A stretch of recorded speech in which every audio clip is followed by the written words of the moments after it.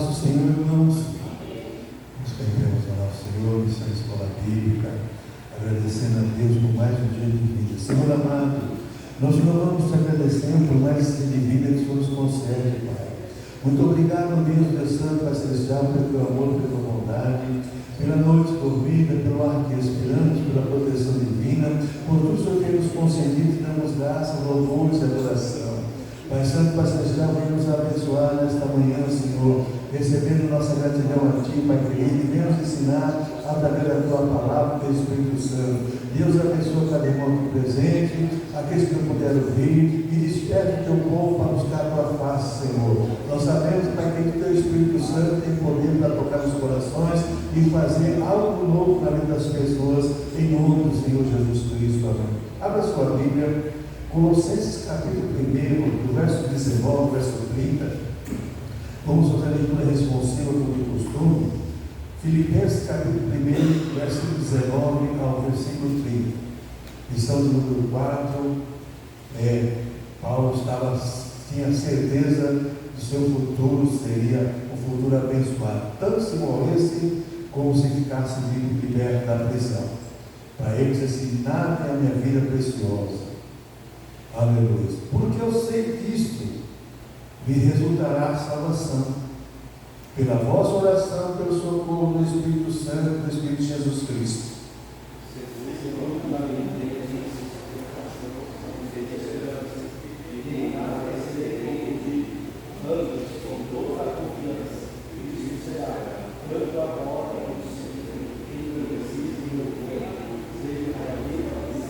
Aleluia. Porque para mim o viver é Cristo e o morrer é ganho. Mas se eu viver na carne, na minha morte, não sei então o que vou escolher. Mas de ambos os lados estou em aperto, tendo desejo de partir e estar com Cristo, porque isto ainda é muito melhor.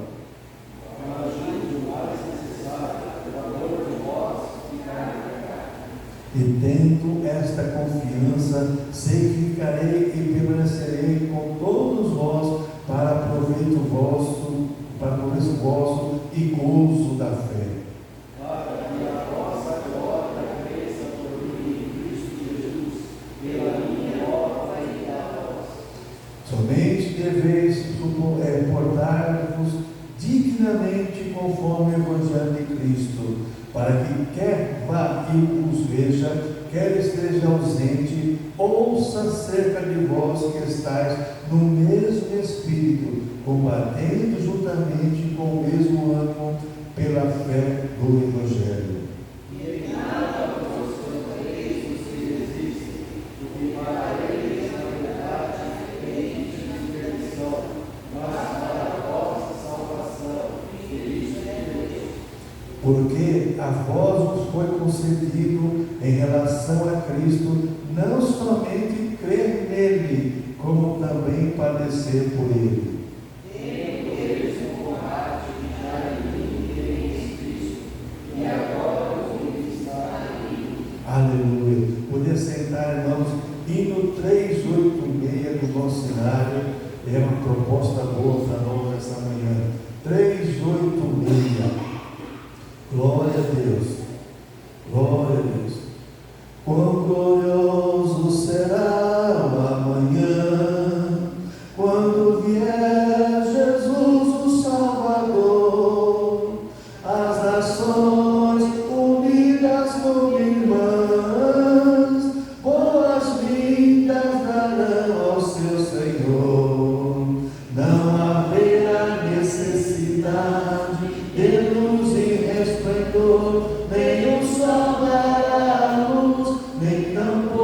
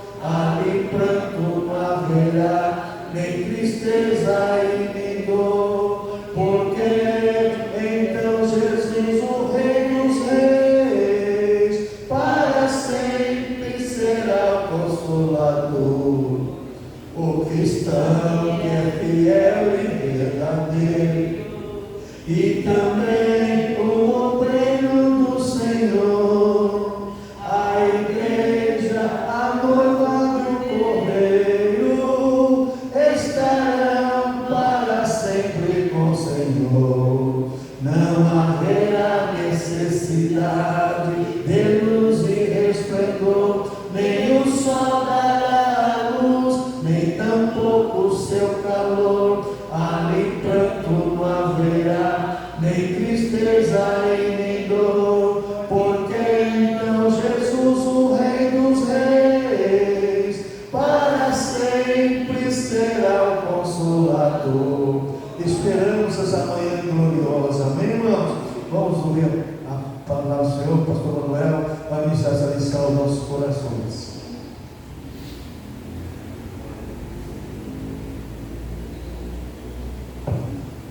Paz do Senhor para todos. Amém. Lição de número 4, sem medo do futuro. Aleluia.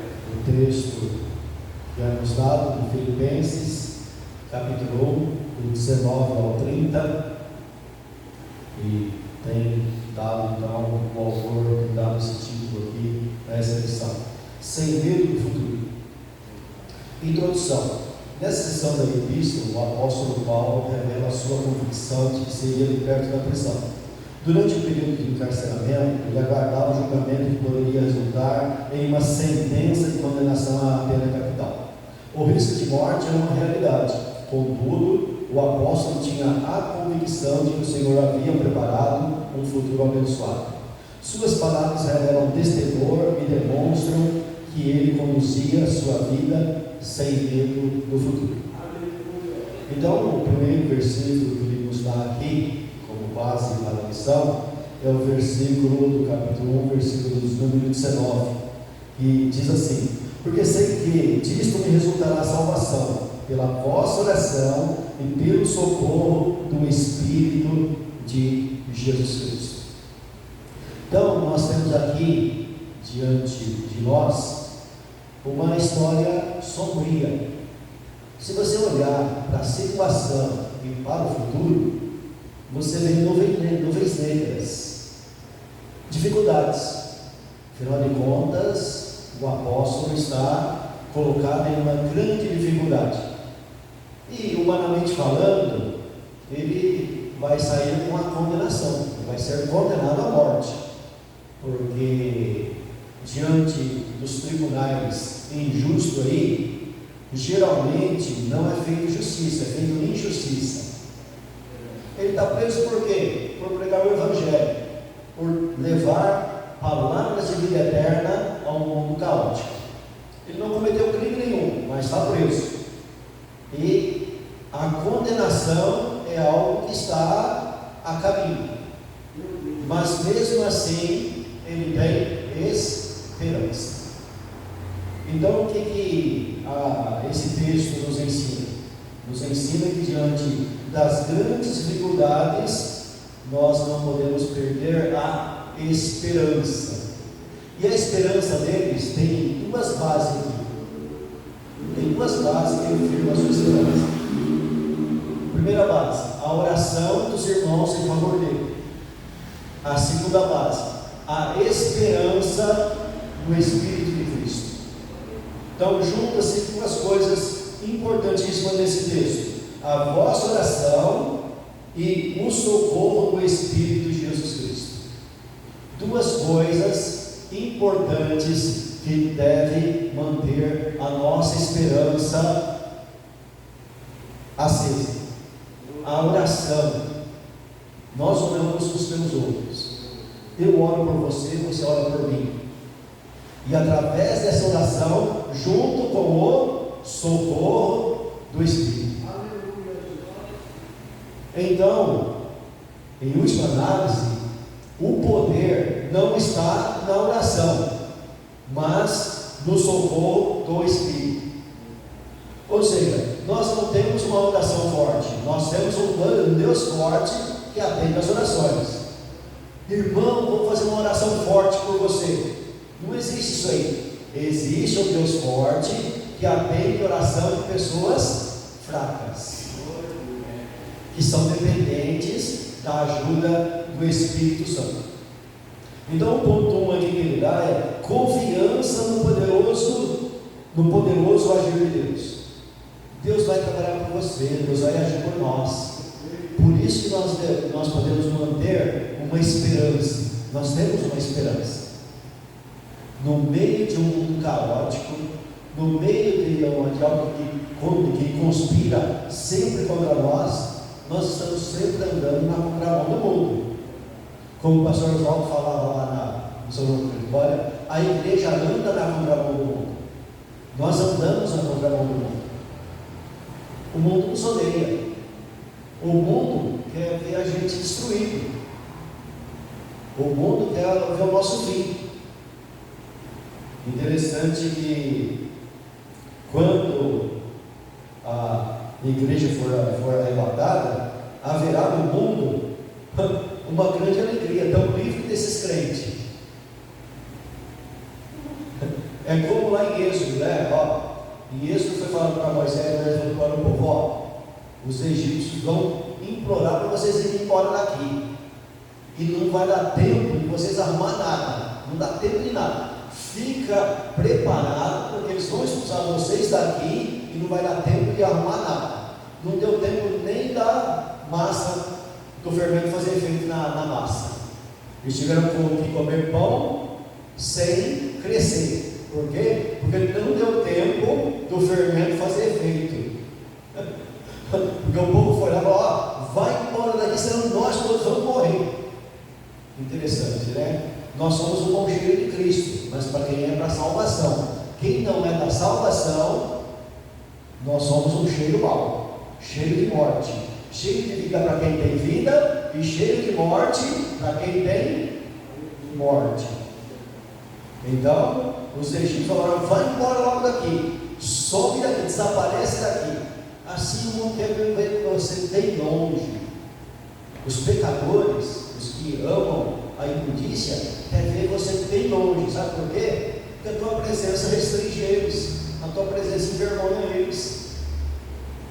Então, eles querem ver você bem longe, mas você tem uma esperança. Aí vai falar aqui, a importância da intercessão da igreja. A oração da igreja tem um lugar importante. Por quê? Porque Deus escolheu trabalhar através da oração. Não que a oração seja o último fim, não. A oração é o meio que Deus estabeleceu para trabalhar na terra. Foi Ele que estabeleceu isso. Então Ele sabe o que você precisa, Ele sabe o que Ele vai fazer, Ele sabe, na sua essência Ele sabe de tudo, mas Ele estabeleceu que eu e você ore. Como disse um irmão lá em casa lá, mas eu oro 2, 3 minutos e daqui um pouco estou repetindo a oração. Ou seja, eu não tenho palavras para orar diante de Deus. Não tem importância, não tem importância. O que Deus atende é o clamor do coração, não são as palavras.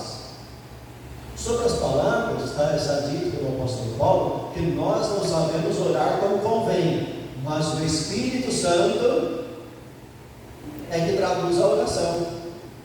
A oração não chega diante de Deus do jeito que você ora.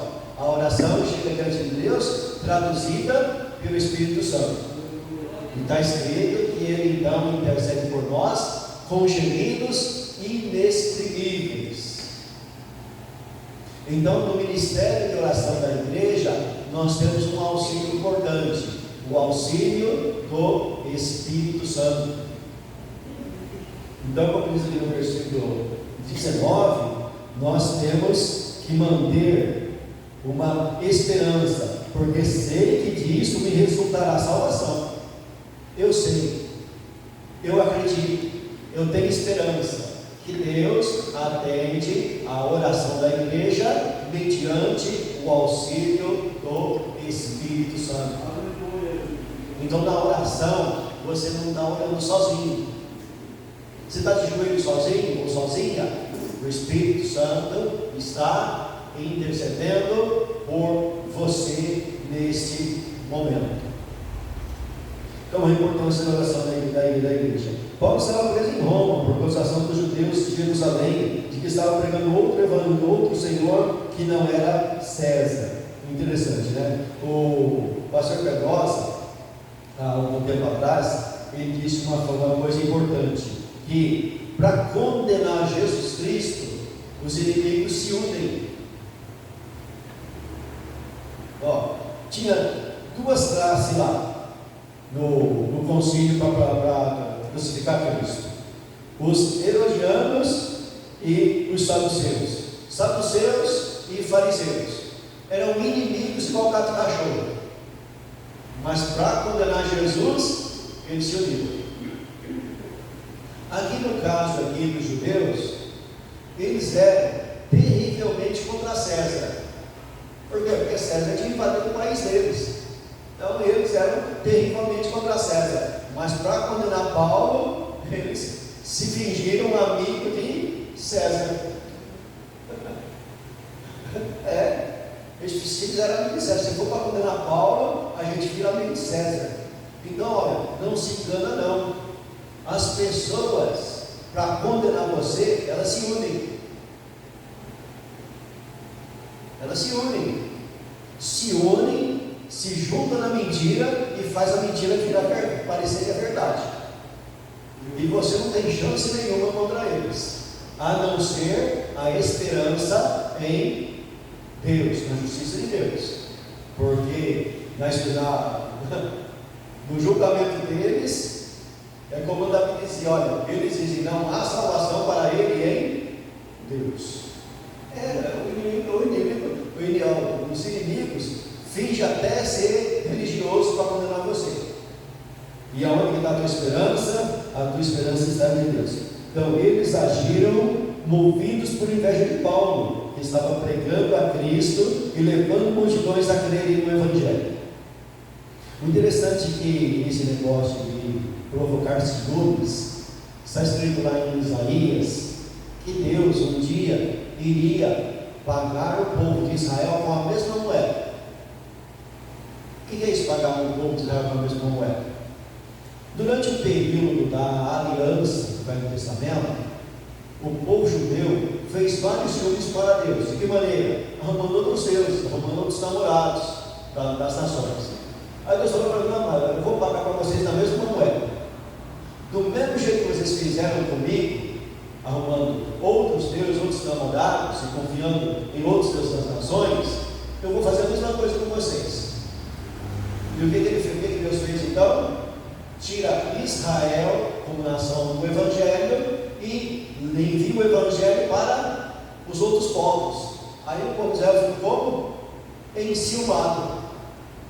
Não, mas Deus é só nosso. E na realidade a lei dizia isso. A lei dizia isso, que Deus era só Deus, com um porém: se eles fossem somente de Deus, num relacionamento patrimonial. Como o povo de Israel não permaneceu nesse relacionamento, então Deus teve o mesmo direito de fazer ciúme deles. Só que quando eles ficaram com ciúmes, ao invés de eles se converterem, eles foram e perseguiram os que estavam aceitando o Evangelho. Engraçado, em vez dos ciúmes produzir um lado bom, isso também estava profetizado em Isaías, né? Que Deus ia endurecer o coração deles para que eles não se convertessem. Aí o ciúme vira uma coisa pior que ciúme: inveja. Em vez de promover, não, eu estou com ciúme, agora eu quero Deus para mim e vou me converter para ter Deus para mim. Não, eles ficaram com inveja. Inveja dos gentios, inveja do apóstolo Paulo, que estava ganhando os gentios, e começaram a perseguir o povo que abraçava a fé naquela época. E se você olhar, Israel está perseguindo isso mesmo até hoje. Aí, mexendo com escatologia, eles têm a esperança que um dia eles se voltarão. E Paulo escreve isso muito bem em Romanos, que dá para entender que haverá um período onde haverá uma conversão maior de judeus. Mas enquanto isso não chega, a perseguição continua. Ponto B aqui: a expectativa de um futuro abençoado. Então, ele vai aqui pular para o versículo 20 agora. O que diz o versículo 20? Segundo a minha intensa expectação e esperança. Presta bem atenção nesse texto aqui. Segundo a minha intensa expectação e esperança. Ou seja, ele está fazendo uma afirmação que quanto mais aumenta a luta, quanto mais a condenação está próxima, mais aumenta a minha esperança. A perseguição está ferrenha, está de um jeito que você está num ponto desesperador.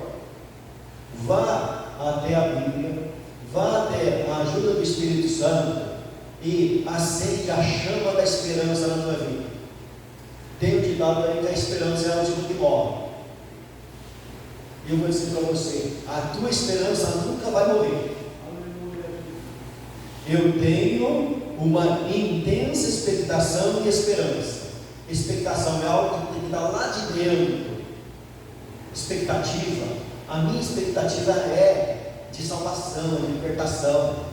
A minha expectativa, a minha esperança é que Deus vai trabalhar por mim. A minha esperança é que tudo contribui para o bem dos que amam a Deus. A tua esperança tem que ser isso. A tua esperança não é em vão. Como disse Jó, ainda que ele me mate, eu acredito nele. Ainda que ele me mate, ainda que o meu pai e minha mãe me abandonem, contudo o meu Deus não me abandonará. Deus não vai te abandonar. O mundo pode te abandonar. Se você olhar a história de Paulo escrevendo para Timóteo, você vai falar assim, não, ele perdeu toda a esperança.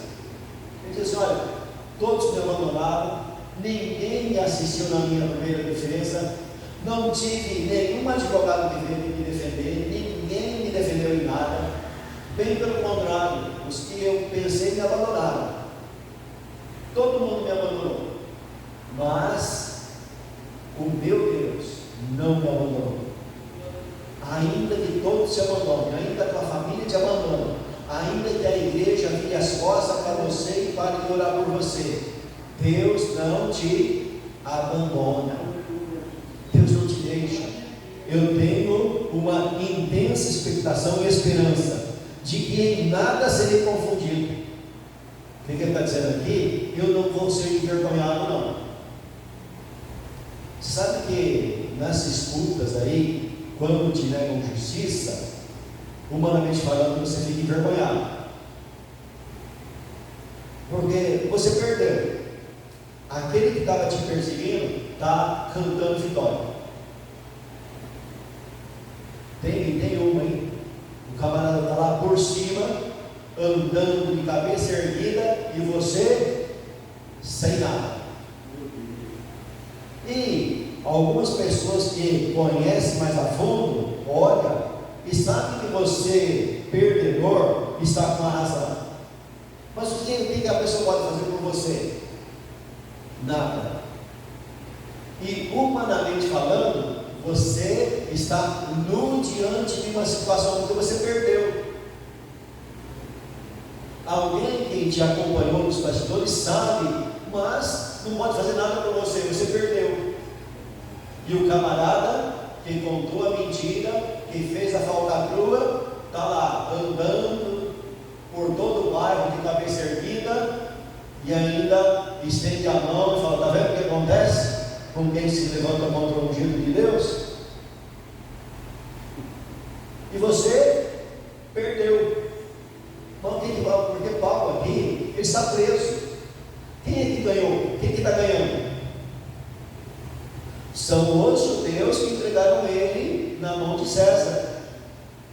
Mas ele fala, eu não serei confundido, eu não serei envergonhado. Mas como? De que maneira? Se ele está passando uma vergonha danada. De que maneira? Se você está envergonhado porque você está preso. É uma esperança. É uma esperança que Deus vai entrar com um livramento, que Deus tem a solução, que Deus vai virar o jogo. No último minuto, na prorrogação, Deus vai virar o resultado. Essa esperança ele está dentro. E nós devemos ter essa esperança. Ele vai continuar dizendo para a gente, de que em nada serei confundido. Antes, com toda a confiança, Cristo será, tanto agora como sempre, engrandecido no meu corpo, seja pela morte, seja pela vida. O que Cristo ensinou no Sermão do Monte? Não temeis os que matam o corpo e não tem poder nenhum contra o Espírito. Antes, temei a Deus, que depois de agir contra o corpo, também tem poder de agir contra o Espírito. Então os nossos perseguidores, os seus perseguidores, só têm poder, e é um poder limitado. Primeiro, eles só têm um poder porque Deus concedeu esse poder. Jesus Cristo falou para Pôncio Pilatos: nenhum poder contra mim você teria, se do alto não te fosse dado. Então, nessas questões, a gente tem que fazer igual Davi. Fica quieto. Se Deus mandou ele, falou para ele: amaldiçoa Davi, deixa ele amaldiçoar. Por quê? Porque o poder do ímpio é um poder limitado. O poder dos perseguidores é um poder limitado. O poder deles está somente sobre o corpo e não sobre o espírito. Então, olhando por esse prisma, se eu viver, eu vivo para a glória de Deus, e se eu morrer, eu morro para a glória de Deus. Seja qual for o resultado que vão dar lá na sentença no tribunal de César, essa sentença será para a glória de Deus. Se me soltar, eu vou e prego o Evangelho. E se me matarem? Que provavelmente foi isso que aconteceu, como disse com muita procedência o presbítero Luizinho no dia que ele pregou aqui. Ele afirmou na aula que Paulo saiu de lá condenado. Ele fez essa afirmação. E se você olhar no histórico completo, embora ele tenha essa esperança, ele saiu de lá condenado. Mas o que ele está ensinando?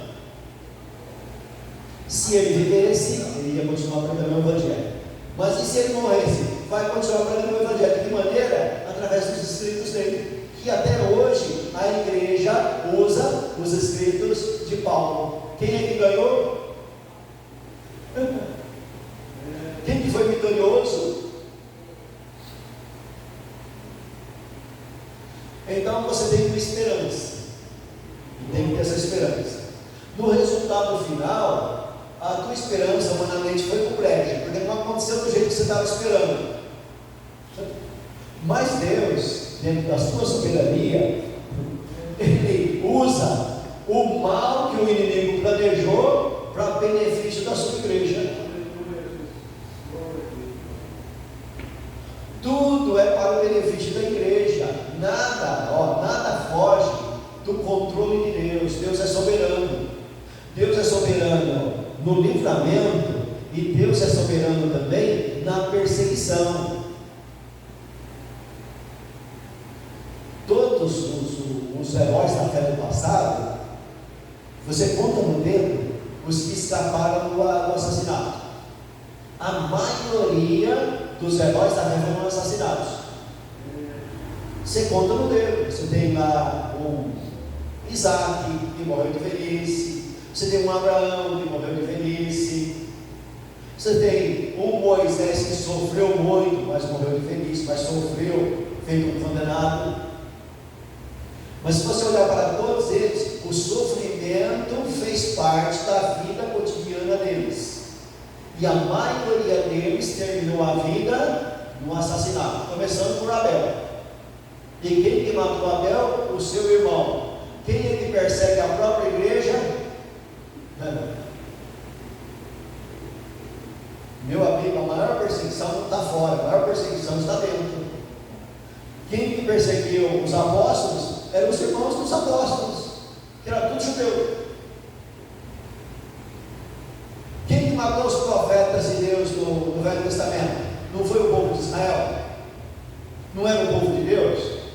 Entre aspas, A maior perseguição sai de dentro de nós. Mas somos vencedores. Temos que manter essa esperança. Olha, a morte está próxima, mas eu tenho esperança que a oração de vocês vai resolver. Eu tenho esperança que a ajuda do Espírito Santo através da oração de vocês vai resolver. Ponto C, subtópico C aí da página 20. O propósito de honrar a Cristo em qualquer circunstância. Embora estivesse confiando que seria liberto da prisão, o apóstolo Paulo revelou que sua maior expectativa na prisão era que Cristo fosse engrandecido. Seu propósito era que o nome de Cristo fosse conhecido por todos, que Cristo seja engrandecido em meu corpo, quer pela vida, quer pela morte. Versículo 20. Então, nessa missão aqui, no meio do sofrimento, no meio da prisão, no meio da angústia, no meio de tantas coisas ruins, qual que é o primeiro objetivo do apóstolo Paulo? Que o nome de Cristo seja engrandecido. Nesse mundo caótico que você vive, com toda a perseguição, com toda a angústia, com todo o sofrimento, qual deve ser o seu primeiro objetivo? Que o nome de Cristo seja engrandecido na tua vida. Seja pela vida, seja pelas bênçãos. Só Deus me deu uma bênção, graças a Deus.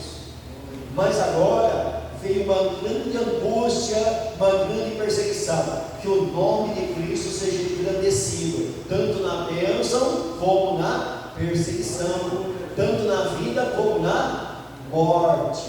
Se eu vivo para Deus, e se eu morro para Deus. Ou seja, na vida ou na morte você pertence a Deus. Deus é o teu dono, tanto na vida como na morte. Então ele vai continuar dizendo aqui: a expectativa do apóstolo na prisão não era somente a sua liberdade, era que Cristo fosse glorificado caso ele fosse livre da prisão e continuasse vivo, ou que Cristo fosse engrandecido caso ele fosse condenado à morte pelo Império Romano. Paulo buscava a glória do Rei Jesus. Então, qual que é o objetivo básico da igreja nessa missão? A glória de Cristo. Que Ele seja glorificado, que Ele seja exaltado. E se você olhar para a igreja primitiva, quanto mais perseguiam eles, mais eles cresciam. Se você olhar para o livro de Êxodo, ali no Velho Testamento, você vai ver que o período que mais os israelitas cresceram como população foi quando Faraó começou a persegui-los. Quanto mais perseguia, mais eles cresciam. Vamos matar as crianças que nascem. As mulheres geravam mais no lugar. É assim. A igreja sempre cresceu sob ameaças. Quando o Império Romano virou amigo da igreja, misericórdia com seu negócio. Olha, quando o Império Romano falou assim: vamos parar de perseguir esse povo e nós vamos se converter. Aí misericórdia, viu? Misericórdia. Quando casaram a religião com o poder militar e a política,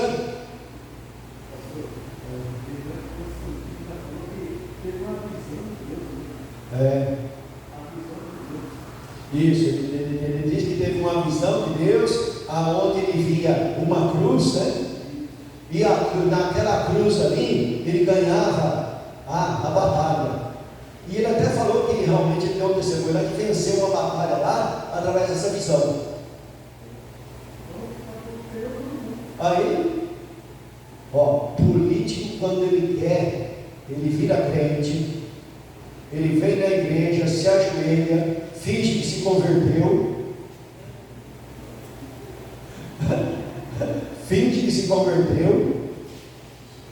e vira uma desgraça. Aí juntou a espada política com religião. Você quer ver uma coisa terrível para escravizar os outros? É quando você une espada, política e religião. Vira uma escravidão que você não... Aí aquela igreja que era purificada através da perseguição, virou o contrário. Se o camarada não viesse para a igreja, aí a espada ia lá. Aí você não tinha convertido, você tinha convencido. Mas para facilitar o negócio, o que ele fez? Ele pegou e falou: não, olha, vamos amansar o negócio aqui, para eles aceitar mesmo que o cristianismo, vamos pegar os deuses dele e trazer o problema dentro da igreja cristã. Aí foram dando os nomes, né? Aí virou a bagunça que a igreja católica, apostólica romana é até hoje. Até hoje.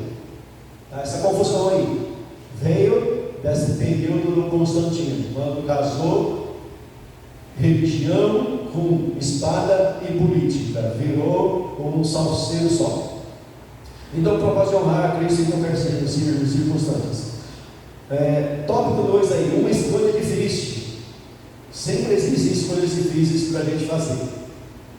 Na iminência de enfrentar um rigoroso julgamento, Paulo afirma viver um dilema: a expectativa de sair da prisão, rever os crentes em Filipos e dar continuidade ao seu ministério, e o desejo de estar com Cristo na eternidade. Essa afirmação revela a convicção do apóstolo de que era possível glorificar a Cristo tanto pela vida quanto pela morte. Então nós temos agora o versículo de número 21 aqui, aonde ele diz assim: porque para mim o viver é Cristo e o morrer é ganho. Então tanto faz eu morrer como ficar vivo, mas o que o autor aqui vai discutir? A difícil escolha. É uma escolha difícil. Irmãos, esse assunto de não ter medo da morte é bastante complicado, porque está cheio de gente, até pessoas que não têm religião nenhuma e afirmam que não tem medo da morte. Mas não tem mesmo? Agora vamos para nós, os santos. Qual é o santo que pode, santificado em Cristo, que se levanta aqui com toda sinceridade e fala assim: eu não tenho medo da morte? É uma incógnita, é algo obscuro. Com toda a esperança que nós temos na volta de Cristo, que Cristo vai voltar, mas como dizia o falecido pastor Ildefonso, né? Ele tinha esperança que Cristo voltaria e ele seria transformado, ele não ia passar pela morte. Então, você vê aí, o camarada deu uma ajeitadinha aí para escapar da morte. Então, todos nós, seres humanos, temos medo da morte. E se você olhar, o maior de todos que já teve na terra, o Senhor Jesus Cristo, ele disse uma frase importante. O que ele disse? A minha alma está triste até a morte. A minha alma está triste até a morte. Aí alguns teólogos dão a seguinte explicação: que o homem não foi criado para morrer, mas o homem foi criado para a eternidade. Então nós vivemos essa vida de um medo constante da morte. Nós temos medo da morte, mas dentro de uma perspectiva bíblica, nós temos que dominar esse medo. Paulo aqui está diante de uma difícil escolha. Ele não sabe o que ele deve escolher. Eu escolho partir com Cristo ou eu escolho ficar na carne para ter mais um pouco de fruto do meu trabalho? É uma escolha difícil. E ele vai continuar dizendo aqui: Jesus, a única razão da nossa vida. Paulo afirma que Jesus Cristo é a razão, a essência e a própria vida, porque para mim o viver é Cristo. Paulo afirma que o Senhor Jesus era a razão de sua existência. Seu amor era tão grande que ele não concebia sua vida sem a presença de Cristo. Muitos buscam um sentido para a vida, em coisas materiais, em prazeres mundanos. Contudo, essa busca é incapaz de preencher o vazio da alma humana. A Bíblia afirma que Deus pôs a eternidade no coração do homem, em Eclesiastes 3:11. Por isso, as coisas terrenas não são capazes de oferecer um sentido para viver. Então a Bíblia nos ensina que para dominarmos esse medo da morte, o que nós devemos fazer? Não colocar o coração em esperanças passageiras. Ou seja, não é errado você obter coisas desse mundo. Pelo contrário, você precisa do mínimo para sobreviver.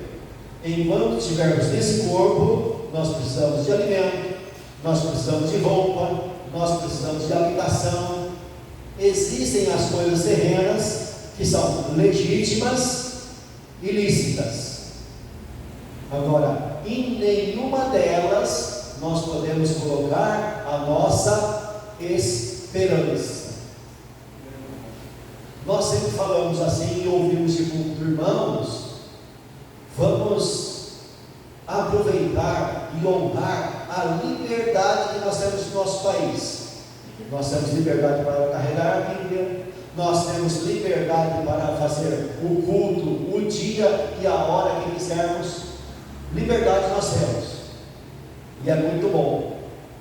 Mas e se um dia essa liberdade for tirada? Não coloque o coração em nada passageiro, mas coloque o coração nas coisas eternas, porque tudo que é passageiro é passageiro. O que você adquire nessa terra, você não leva com você para a eternidade, mas as coisas espirituais é para sempre. Então, para dominarmos o medo que vem sobre nós, o medo da morte, essa coisa que nós não sabemos o que nos espera lá na frente, no futuro, não coloquemos o coração nas coisas temporais. Usamos tudo que a tecnologia nos dá. Tudo que você tem dentro da sua casa é oriundo de uma tecnologia, mas é tudo passageiro. E as coisas eternas não. As coisas eternas são para sempre. Então devemos ter esperança nas coisas corretas. Sobre o tópico B da página 21, a morte é lucro. Então o viver, vamos viver com esperança nas coisas eternas. E a morte? A morte é lucro. A afirmação de Paulo de que morrer é lucro é porque o apóstolo pautava sua vida na certeza da eternidade. Por isso, morrer era estar com Cristo. Presta atenção que nos Heróis da Fé, lá no capítulo 11, o escritor aos Hebreus, ele pega o relato de Moisés e fala que Moisés fez uma troca difícil. Ele trocou algo visível por algo invisível. Ele trocou uma coisa visível que ele tinha nas mãos e trocou por algo que ele não estava vendo e não podia mostrar para ninguém, porque ele era invisível. Olha só, o que Moisés fez? Ele trocou o trono do Egito, porque ele era príncipe. Ele trocou toda aquela glória do Egito, que ele tinha aquela glória do Egito lá na mão dele, palpável, visível, e acreditou numa coisa que ele não estava vendo. Além dele não estar vendo, ele viu e enxergou que para receber esse algo invisível, ele ia passar por grandes tribulações. Aí ele fez uma escolha. Ele escolheu sofrer com o povo de Deus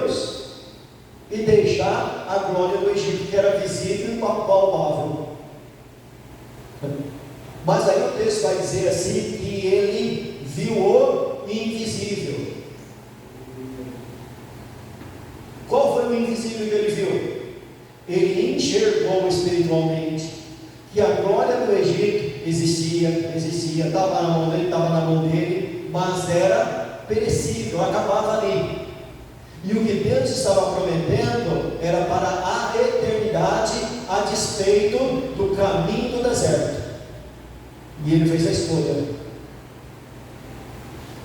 E ele então escolheu sofrer com o povo de Deus no deserto e abandonou a glória do Egito.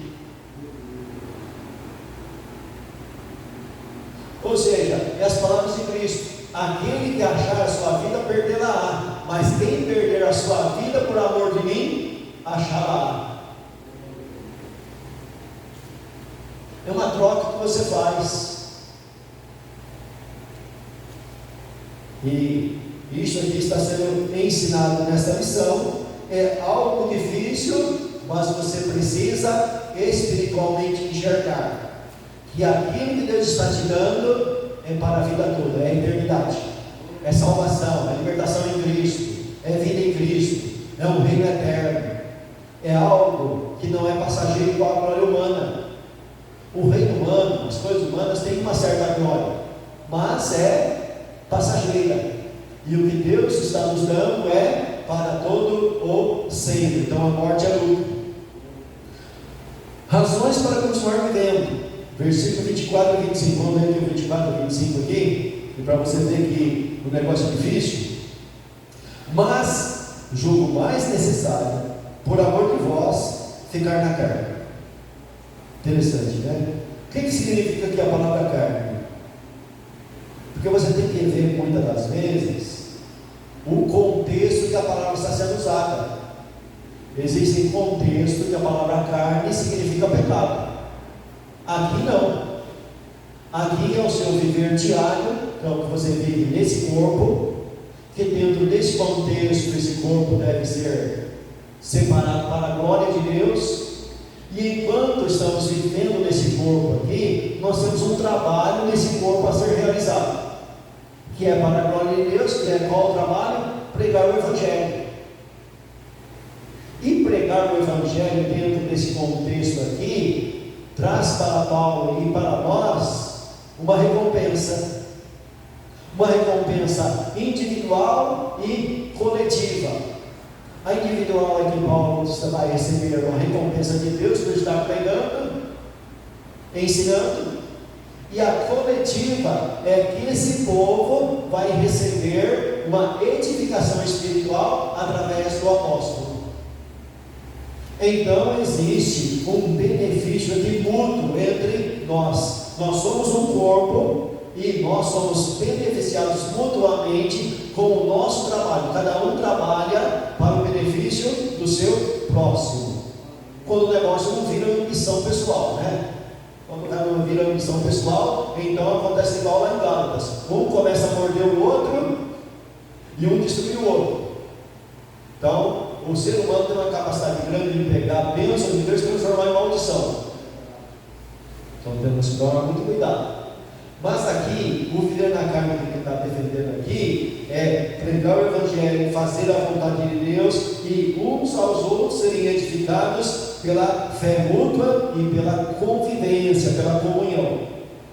E se ele partir, isso daqui vai estar sendo eliminado. Por isso que a escolha é difícil. Ele vai dizer, versículo 25: e tendo esta confiança, sei que ficarei e permanecerei com todos vós para proveito vosso e gozo da fé. Então, que o nosso trabalhar aqui na igreja, enquanto estamos aqui em carne, ou seja, vivo, né? A palavra carne aqui não é no sentido pejorativo, mas no sentido bom. Enquanto temos vida, vamos estar aqui um edificando ao outro. E é isso que ele apresenta a razão para continuar vivendo e diz que é uma escolha difícil. E aí ele vai continuando. Paulo colocou a necessidade da igreja acima de seu desejo pessoal, pensando no progresso do Evangelho e na fé de seus filhos espirituais. Era necessário continuar vivendo. Paulo desejava cumprir cabalmente seu chamado ministerial. Então, que nós possamos cabalmente cumprir cada um o dom que Deus entregou a você, que você coloque em prática para benefício de toda a comunidade. Página 22 aí. Tópico 3, uma exortação à igreja. Então ele fala da dificuldade, e no versículo 26 ele vai dizer assim: para que a vossa glória cresça por mim em Cristo Jesus, pela minha nova ida a vós. Aí no versículo 27, que nós vamos entrar agora, do 27 ao 30, uma exortação à igreja. O teólogo Warren Lewis explica que nessa seção da epístola, Paulo exorta a igreja para manter a coerência entre ortodoxia e ortopraxia. Poxa, duas palavrinhas aqui complicadas, né? Ortodoxia e ortopraxia. O que é isso? Ortodoxia é aquilo que nós chamamos em linguagem simples, confissão de fé. Cada igreja, cada ministério tem uma confissão de fé. E na verdade, quando você vai examinar assim, é um tipo de cartilha, né? Ó, aqui está os artigos que nós cremos. Nós cremos que a palavra, a Bíblia Sagrada é a palavra de Deus. E vai assim, o básico da fé cristã é o que vai ser passado na ortodoxia, que chamamos de conservador, né? Quem segue essa linha de pensamento é chamado de conservador. Nós somos conservadores. Nós defendemos a família, que a família é homem, mulher, filhos e filhas, e vai por aí afora. Nós temos uma ortodoxia, nós somos conservadores, nós temos uma declaração de fé. Aí, a ortopraxia, o que é? É a prática, é colocar isso em prática. Aí você tem um grande abismo entre a ortodoxia e a ortopraxia. Por quê? Porque o camarada declara que acredita naquilo, mas quando vai ver a prática, ele não vive nada daquilo. E aí o que acontece? Acontece aquilo que alguns teólogos falam assim: nós temos uma ortodoxia morta, que não produz vida.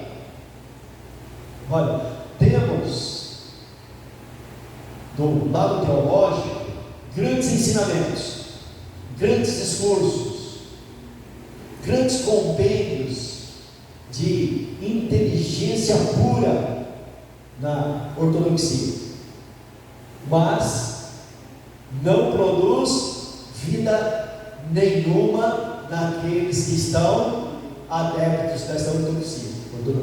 Por quê? Porque a prática não condiz com a regra. Fala de uma coisa, mas faz outra.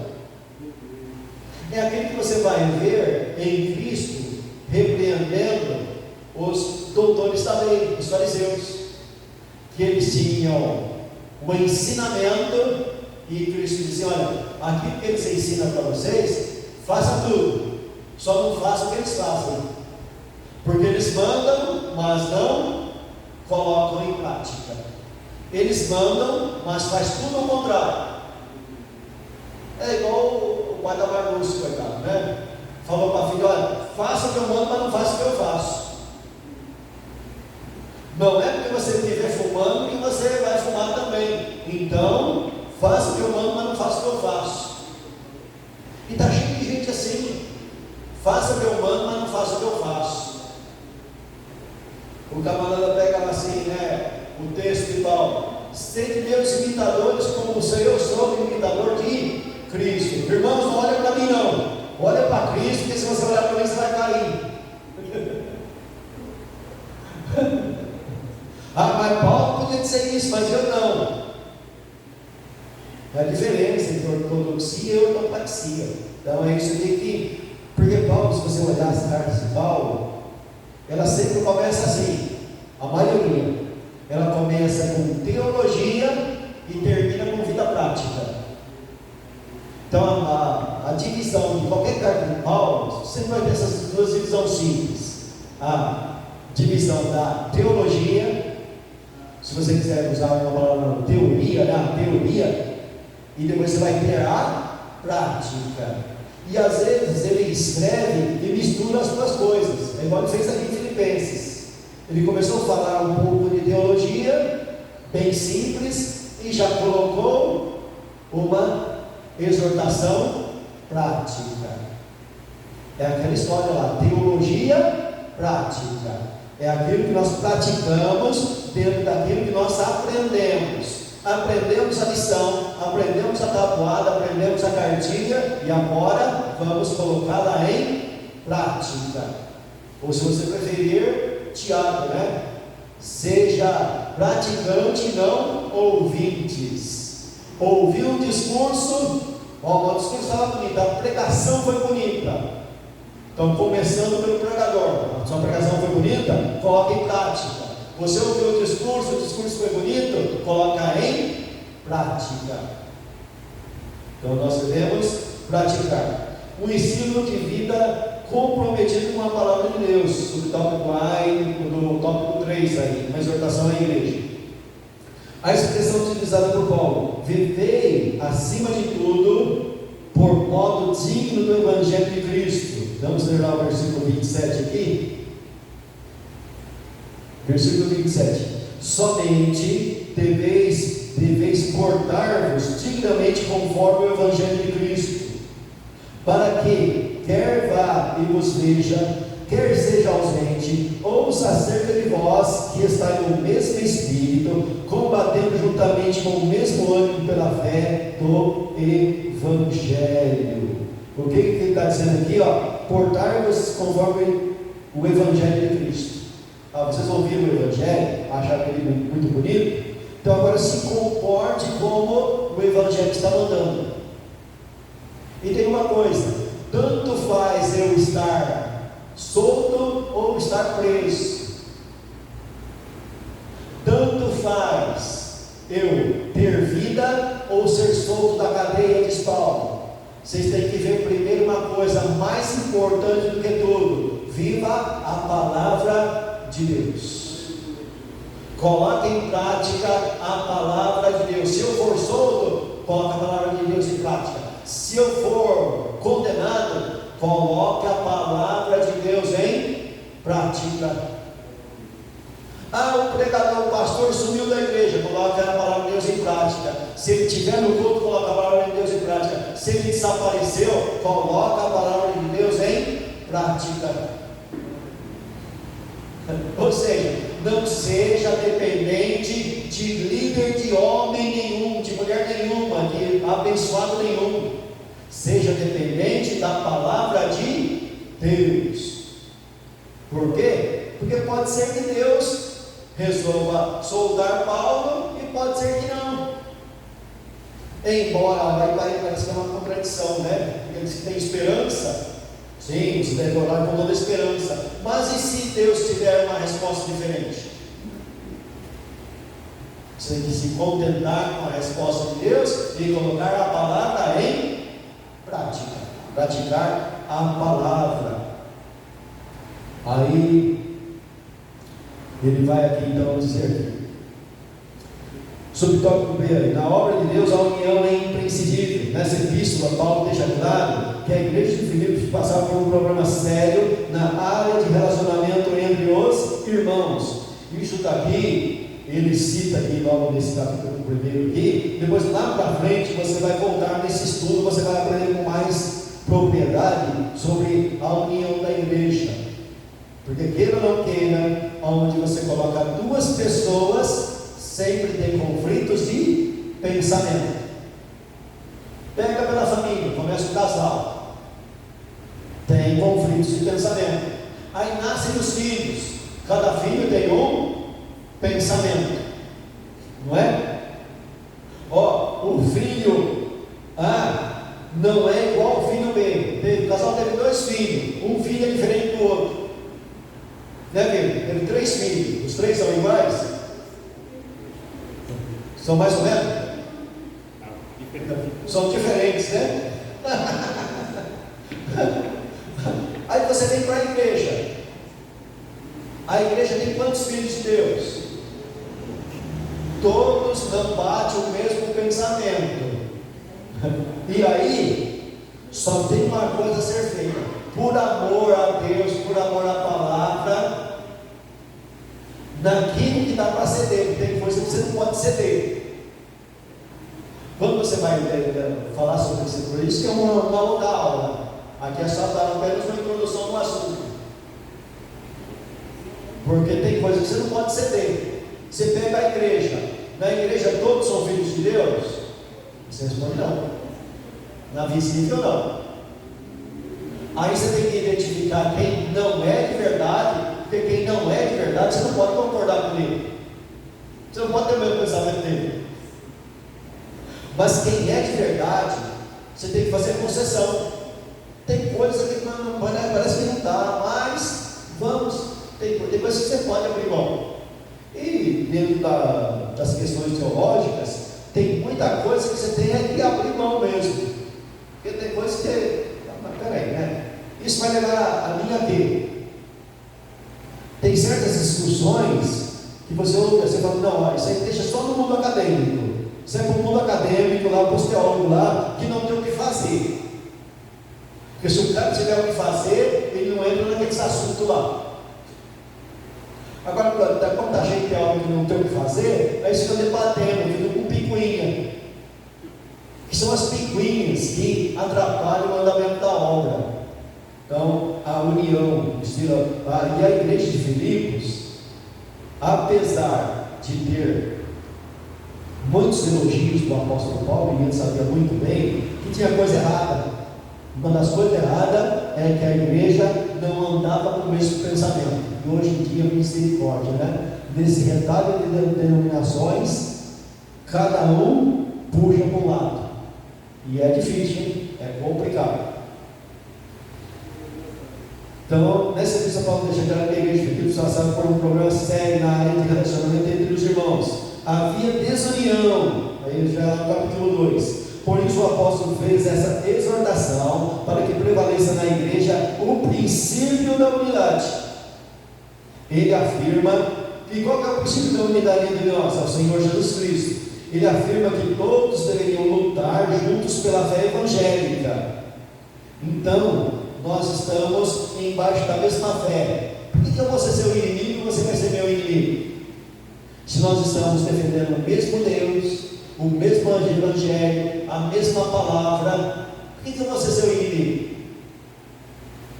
Eu não posso ser seu inimigo. Nós temos que dar um jeitinho aqui e ajustando os nossos pensamentos. A igreja de Cristo é composta por pessoas com personalidade e perfis socioeconômicos. Ou seja, você já traz um perfil lá do seu nascimento, da onde você nasceu. Você nasceu numa família média, você teve um certo ensinamento. Se nasceu numa família mais humilde, mais pobre, seu ensinamento já foi outro. É socioeconômico. É tanto de cultura, nível intelectual, como poder econômico. Por isso que é socioeconômico. E aí existem as grandes dificuldades, mas a igreja é isso. É um retalho de pessoas. Vem um, é bacharel não sei o que, vem o outro lá, mal lê, mas está embaixo da mesma fé. São todos colocados no mesmo nível. Um é doutor, o outro é quase um semi-analfabeto. E a igreja é isso. A igreja tem gente formada e tem pessoas que às vezes não sabem nem ler e escrever. Mas está dentro do mesmo senhorio, do mesmo Senhor, do mesmo Deus. E precisamos achar um equilíbrio entre essas pessoas, para que um não despreze o outro, para que um não tenha preconceito do outro. Aí você tem uma grande dificuldade, né? Eu digo o seguinte: olha, se você estudar, se formar em teologia, não serve para teólogo. Ah, não, o teólogo acaba com a igreja. Eu ia sempre pregar numa igreja pequena.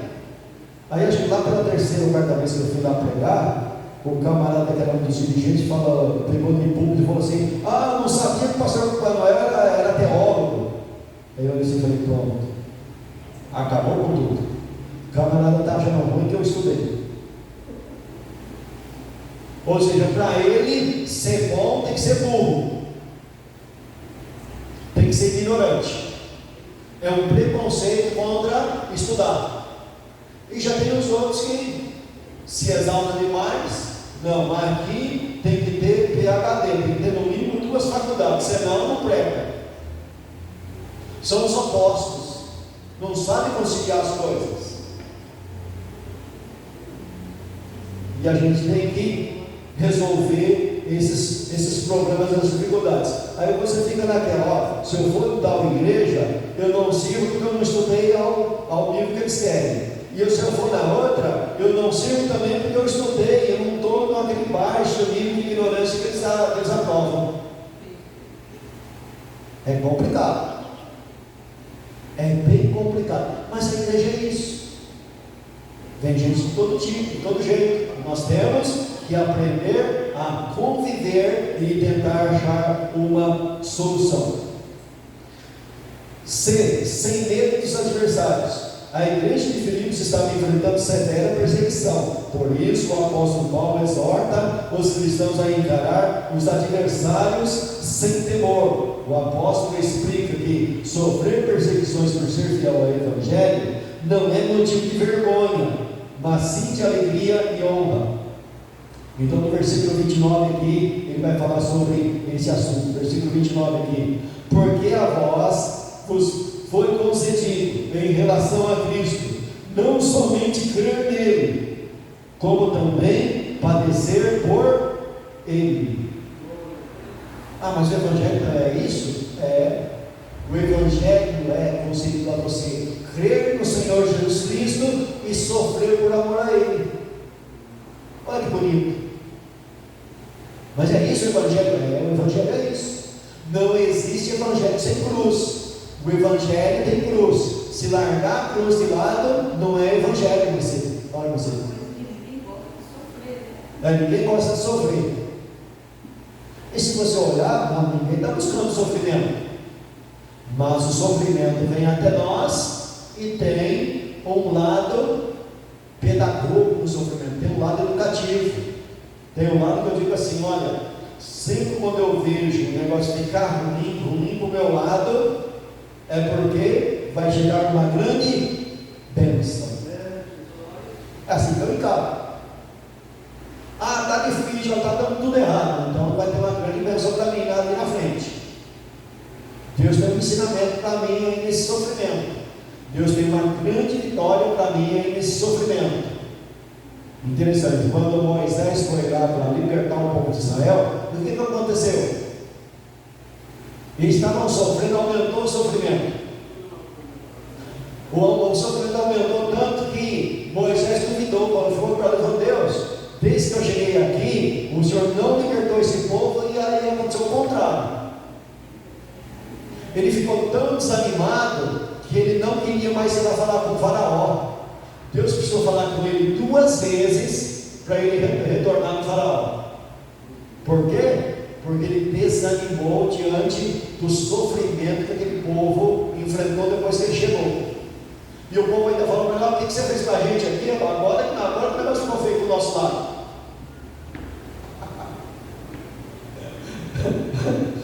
Rapaz, não é fácil não, né, mocinha? Você falar para a pessoa: aceita Jesus que o negócio vai ficar bom para você, e o negócio está tudo errado. Quando eu comecei na igreja, eu tinha meus 19 anos. Fui para a igreja e aceitei Jesus. Rapaz, naquela semana, no emprego, eu fui acusado de roubo. Eu falei: você não está vendo o que está acontecendo? Está fazendo tudo o contrário. Eu fui acusado de roubo. Aí eu li uma palavra assim, né? Dê graças a Deus por tudo.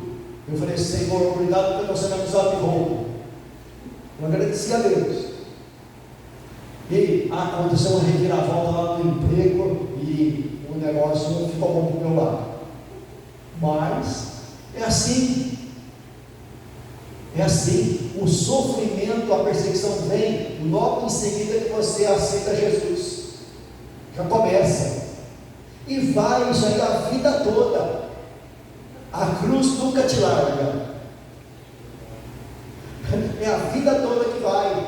Mas a vós foi concedido não somente crer nele, mas sofrer com ele. Aí ele termina no versículo 3 dizendo assim, ó, tendo o mesmo combate que já em mim tendes visto. O que eles têm visto em Paulo? Está preso.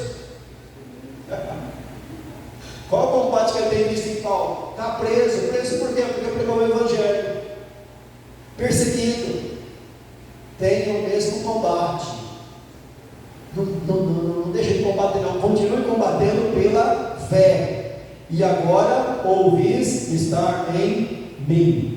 Que Deus então te guarde e te proteja e que você possa aprender com essa lição. Amém?